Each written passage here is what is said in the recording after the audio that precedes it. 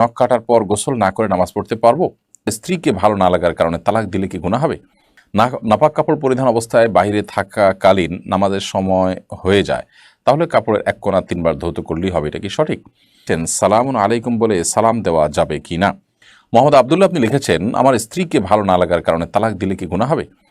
ভালো লাগে না সেজন্য আপনি তালাক দেবেন, তালাক তো আপনি দিতে পারেন, সেটার সুযোগ আপনার জন্য আছে। কিন্তু জাস্ট ভালো লাগে না এই কারণে আপনি তালাক দিবেন, এই ভালো না লাগার মাত্রাটা কি, পরিমাণটা কি, এটার ব্যাখ্যাটা কি, সেটি আসলে জানা দরকার। মানুষের সব কিছু সবসময় ভালো লাগে তা না। নবী করিম সাল্লাল্লাহু আলাইহি সাল্লাম বলেছেন যে তোমার স্ত্রীর কোনো কিছুতে তুমি যদি অসন্তুষ্ট থাকো, তো তার অনেক কিছু আছে যেগুলোতে তোমার সন্তুষ্ট হওয়ার কথা। একটা মানুষকে আল্লাহ তাআলা গুণহীন করে সম্পূর্ণ সৃষ্টি করেছেন, এমনটি হতে পারে না। অর্থাৎ একটা মানুষের যত দোষী থাকুক তার কোনো না কোনো গুণ অবশ্যই আছে। বিধায় আপনার চোখে যদি তার ভালো না লাগার মতো কিছু জিনিস ধরা পড়ে, তো ভালো লাগার মতো অনেক কিছুই আছে। আল্লাহ তাআলা তাকে একজন পূর্ণাঙ্গ মানুষ হিসেবে সৃষ্টি করেছেন, তার শরীরে কোনো ত্রুটি রাখেন নাই, বিকলাঙ্গ বানান নাই। এটাও কি ভালো লাগার মতো একটা বিষয় নয়? এরকম আরও বহু বিষয় আছে। অতএব আমাদের পজিটিভ হওয়া উচিত এবং ধৈর্য ধারণ করা উচিত। দাম্পত্য জীবনে স্বামী স্ত্রী উভয়ের ভালো মন্দ বিষয়গুলোকে এভাবে দেখার জন্য শরীয়ত আমাদেরকে নির্দেশ করে। অতএব শুধু ভালো লাগলো না এটার কারণে তালাক দিয়ে দিলাম, সেটা জুলুমের পর্যায়ে পৌঁছতে পারে। আর এই ভালো না লাগার ব্যাখ্যা যদি এই হয় যে না, তার সাথে দীর্ঘদিন আমি চেষ্টা করেছি, কোনোভাবে আমার বনিবনা হয় না, বা তার কোনো সমস্যা যেটা সংশোধন হয় না, তাহলে আল্লাহ তাআলা কয়েকটা ধাপ অবলম্বন করতে বলেছেন। তাকে আপনি নাসিহা করবেন, বোঝাবেন, অন্য কাউকে দিয়ে নাসিহা করবেন, তার পক্ষের একজন, আপনার পক্ষের একজন সালিস বা তৃতীয় পক্ষ যেটাকে বলা হয়, এরকম উভয় পক্ষ থেকে মুরব্বীদেরকে নিয়ে বসে, বিচক্ষণ মানুষ এবং জ্ঞানী মানুষদেরকে, গুণী মানুষদেরকে নিয়ে বসে সমাধানের চেষ্টা করবেন।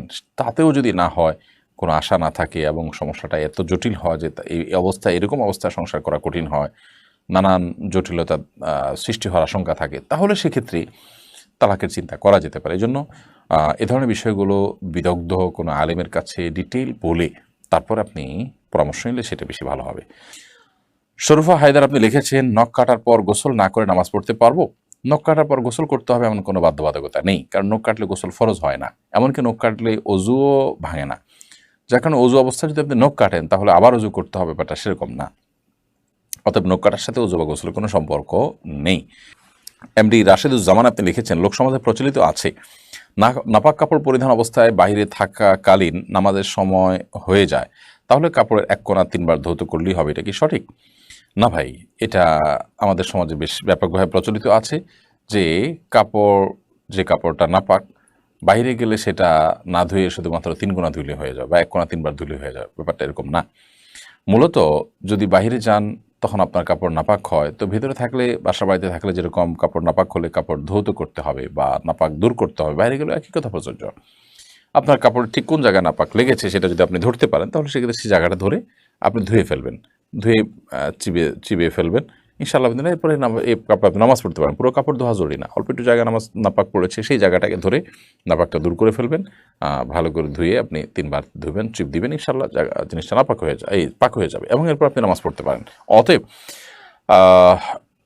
নাপাক পড়েছে এক জায়গায়, আপনি ধরছেন আরেক জায়গায়, যে কোনো একটা কোনাকে 3 বার ধরছেন, এটাতে এই ধোয়ার মাধ্যমে কিন্তু আপনার কাপড় পাক হবে না এবং সেই অবস্থায় আপনি নামাজ পড়লে সঠিক হবে না। তবে হ্যাঁ, যদি এমন হয় যে নাপাক কোথায় লেগেছে আপনি জানেন না, তাহলে সেক্ষেত্রে আপনি পরিপূর্ণ কাপড় ধোবেন, প্রয়োজন অন্য কোনো কাপড় বিকল্প বা ভিন্ন কোনো কাপড় আপনি পাল্টাবেন, এই চেষ্টা আপনার করতে হবে।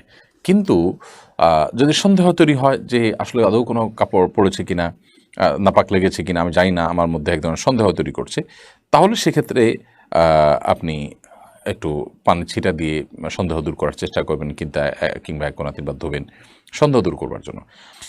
এরপর এমডি আবির হাসান আপনি লিখেছেন, সালামুন আলাইকুম বলে সালাম দেওয়া যাবে কি না? সালামুন আলাইকুম বলে সালাম দিলে হয়ে যাবে। কোরআনে কারিমে সালামের এরকম বাক্য বর্ণিত আছে। নবী সাল্লাল্লাহু আলাইহি ওয়াসাল্লাম হাদিসে আসসালামু আলাইকুম ওয়া রাহমাতুল্লাহি ওয়া বারাকাতুহু বা শুধু আসসালামু আলাইকুম এটি বর্ণিত আছে। এমডি আকাইদ আহমেদ আপনি লিখেছেন, আমরা শুনে থাকি নবীজির নাকি সিনা পরিষ্কার করা হয়েছে, এটা কি সঠিক? হ্যাঁ ভাই আকাইদ হোসেন, আমাদের নবী করিম সাল্লাল্লাহু আলাইহি সাল্লামের সিনা চাক হয়েছে এবং জিবরিল আলাইহিস সালাম করেছেন, সেটা একাধিকবার হয়েছে। অলৌকিকভাবে হয়েছে। আজকাল অপারেশন যেভাবে হয়ে থাকে অনেকটা সেরকম, এবং এতে নবী সাল্লাল্লাহু আলাইহি ওয়াসাল্লামের কোনো ক্ষতি হয় নাই, তিনি অসুস্থ হয়ে পড়েন নাই, স্বাভাবিক হয়েছিলেন। এটা সম্পূর্ণ অলৌকিক হয়েছে। অলৌকিক তো অলৌকিকই, সেটা লৌকিক বা আমাদের জাগতিক যে সিস্টেম আছে সেটার ঊর্ধ্বে আল্লাহ তাআলা পাঠিয়ে, জিবরিলকে পাঠিয়ে নবী সাল্লাল্লাহু আলাইহি ওয়াসাল্লামের সিনা চাক করেছেন, সিনাকে পবিত্র করেছেন, এবং সাধারণ মানুষের চাইতে তিনি যে অসাধারণ, তিনি যে ভিন্ন কিছু, তিনি যে সাধারণ কোনো মানব নন, সেইটা তাকে সেটার জন্য উপযোগিতা তৈরি করবার জন্য এটি করা হয়েছে। তার কল্পকে জিবরাইল আলাইহিস সালাম একটি পাত্রে রেখে পরিষ্কার করে আওয়াজ রেখে যথাস্থানে রেখে দিয়ে নবী সাল্লাল্লাহু আলাইহি সাল্লামকে তারপর তিনি চলে গেছেন। তো এটি স্বাভাবিক হয়ে গেছে মুহূর্তের মধ্যে, এবং নবী আলাইহিস সালাম সুস্থ অবস্থায় সেখান থেকে উঠে গেছেন, তাকে শুইয়ে এই অপারেশন কর্ম চালিয়েছেন জিবরিল। এটি বিশুদ্ধ হাদিস দ্বারা প্রমাণিত, বেশ অনেকগুলো বিশুদ্ধ হাদিস রয়েছে, বিধায় এটি সঠিক। সৈয়দ আহমদ আলী আপনি লিখেছেন, আমার মেয়ের শাশুড়ি সদ্য বিধবা হয়েছেন, আমি একজন বিপত্নিক পুরুষ, আমি চাচ্ছি আমার মেয়ের শাশুড়িকে বিয়ে করতে, এটার সুযোগ আছে কিনা? এতে আমার মেয়ে এবং জামাইয়ের মধ্যে ভাই বোনের সম্পর্ক সৃষ্টি হবে কি না? দেখুন, আপনার মেয়ে তার শাশুড়িকে যদি আপনি বিয়ে করেন, তাহলে সেক্ষেত্রে ছেলের শাশুড়িকে যেরকম বিয়ে করা যায়, ছেলের শাশুড়িকে যেরকম বিয়ে করতে পারেন, ঠিক একইভাবে মেয়ের শাশুড়িকে আপনি বিয়ে করতে পারেন। কারণ মেয়ের শাশুড়ি আপনার মাহারাম নন, তিনি আপনার গায়রে মাহারাম, বিধায় আপনি তাকে বিয়ে করলে সেটি গুনাহ হবে না। তবে তিনি সদ্য যে স্বামীহারা হয়েছেন, বিধবা হয়েছেন, এই সদ্যের মানে যদি হয় 1 মাস 2 মাস, তাহলে সেক্ষেত্রে আপনাকে অপেক্ষা করতে হবে, ইদ্যতের সময়টা পার হবে, তারপর আপনি তাকে বিবাহের প্রস্তাব দিতে পারেন। মারুফ হাসান আপনি লিখেছেন, বর্তমান সময়ে ওয়াজের মঞ্চে হুজুরদের মধ্যে যে কাদা ছোড়াছড়ি চলছে, এর মাধ্যমে সাধারণ দিনে ফেরা মানুষের মধ্যে বিভ্রান্তি সৃষ্টি হচ্ছে, এই সম্পর্কে আপনার মতামত কি? এ সম্পর্কে আপনার একটু নসিহা পেলে উপকৃত হতাম।